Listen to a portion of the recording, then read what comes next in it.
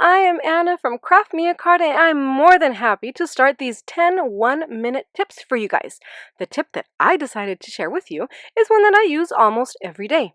I like to create cards that have a lot of volume and dimension, and that have embellishments that like to stand out. Some of these 3D effects may lay flat once inside the envelope, but when I am trying to put these cards inside their envelopes, it may be a little tricky and sometimes frustrating, only because as I'm trying to slide my card into its envelope, these embellishments tend to get caught up on the envelope. They fold and I have to go in with my finger and push them in, and others get stuck and then they get bent and they can get damaged. So one easy solution for this is to simply grab a piece of paper the same size as your card front, make sure everything is in place exactly where you want it to be, place this piece of paper in front of your card, grab your envelope and slide your card in nice and easy.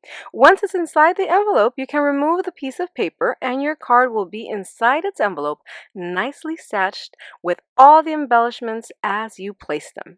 I hope you find this tip helpful, and now I am going to go ahead and hand it over to Amanda, who has another helpful, quick 1-minute tip for you guys. Alrighty, take it away, Amanda. Thanks, Anna. Awesome tip. I love it, girl. All right. My tip for you today is how to cut your paper straight almost every time. All paper trimmers are going to have a ledge at the top and at the bottom. That's your guide. Use that to your advantage. Push that paper up against the leverage and put a little bit of pressure on it.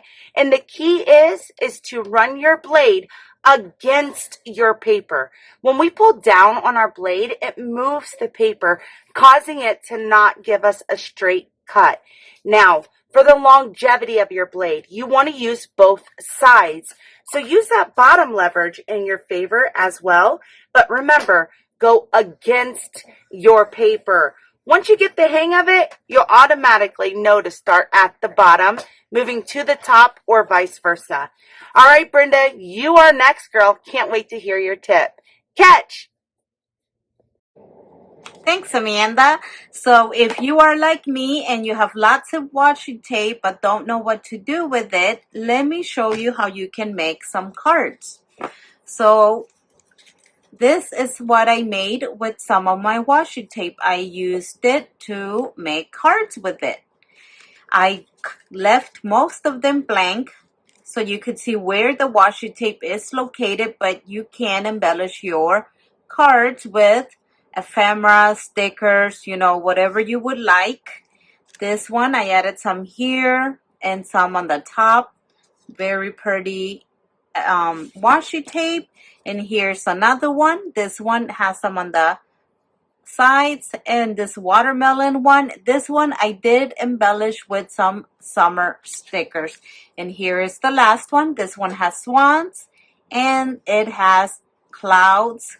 On to you, Emily. Thank you, Brenda. Today, my tip is how I pre-stamp all my Julie Nuttings or any other stamps that I have that I constantly use. I stamp them ahead of time and I file them away in this 12 by 9 folder, and I went ahead and added some tabs here. As you can see, I have Amberly. I'll file her away. Willow, I will file her away. And as you can see as well, I have used her. Very quick and easy. You can pull them out, fussy cut, whatever you need, and you are ready to use your Julie Nutting stamps, or maybe any other stamp that you have that you always use. You can go ahead and file them away in this folder, and I think it's a great tip to save some time. Thank you so much for watching. Now on to you, Jenny.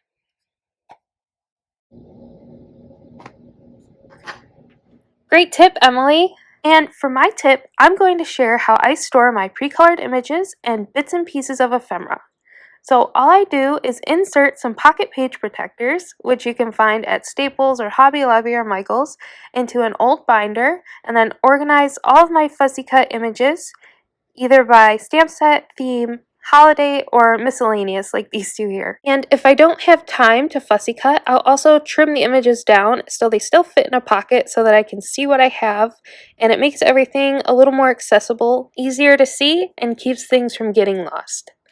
So here's just an empty pocket, and I'm just going to pop in some images that I recently cut out, and it's as easy as that. And next up is Laurie, so once I get these just popped in there, we'll see what she has for us. Here you go. Catch! Thanks so much, Jenny. So my tip is all about how I store embellishments. Usually embellishments come on a sticker sheet like this or in a package, and I'll keep what I'm currently working on in a desktop organizer, but once it's time to move on to the new stuff, I've got to clear out the old, and I like to keep things uniform and organized by storing embellishments in plastic name tag holders. I found these at Walmart in the office section. They fit most sizes of embellishments, so like these came from a 12 by 12 sticker sheet. I used a lot of them, but then the leftovers I just cut individually, and I'm going to place them right in here so it keeps the whole collection together. Then they have a clip on here so I can clip them to a rotating shoe tree, which I also got at Walmart, and that just keeps all my embellishments in one place. They're easy to see and they're easy to grab. That's my tip. All right, now on to Michelle.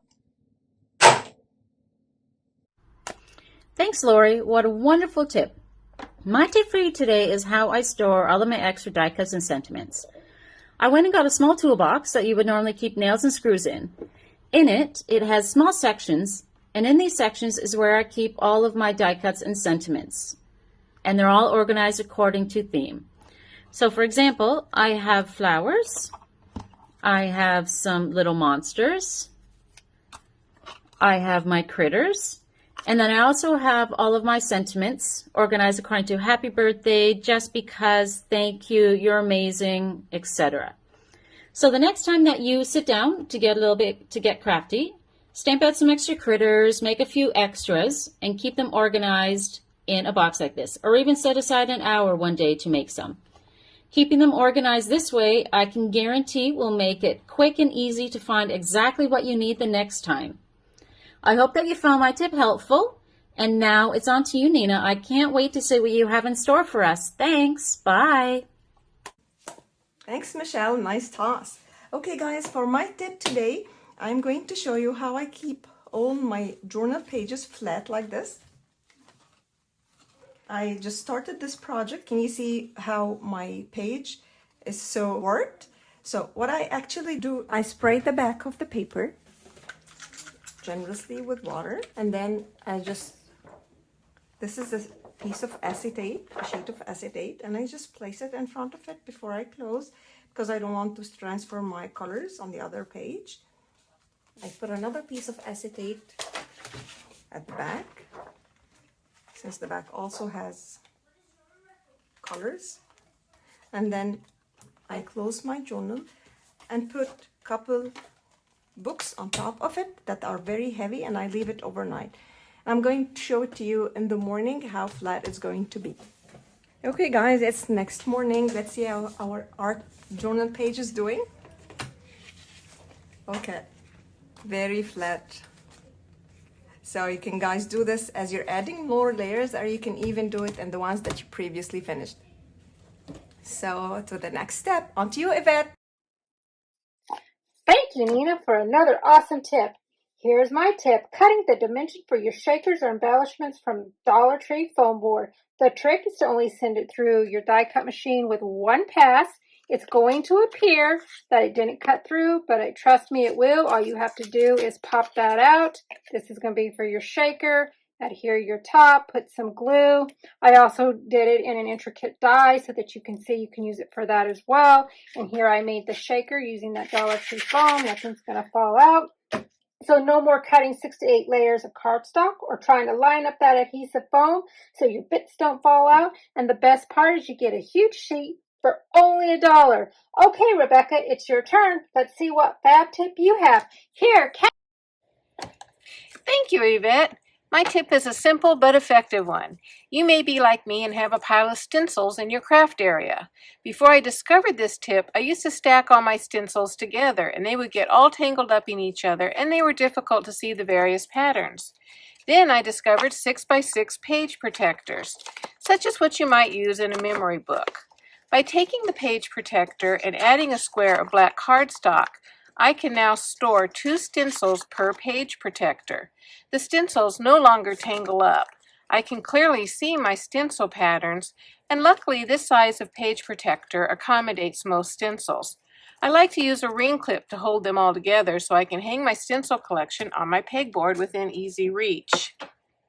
It is a simple tip, but one of my favorites. I hope you found all of the tips in today's video helpful. Please be sure to check out all of our YouTube channels listed below. Thank you.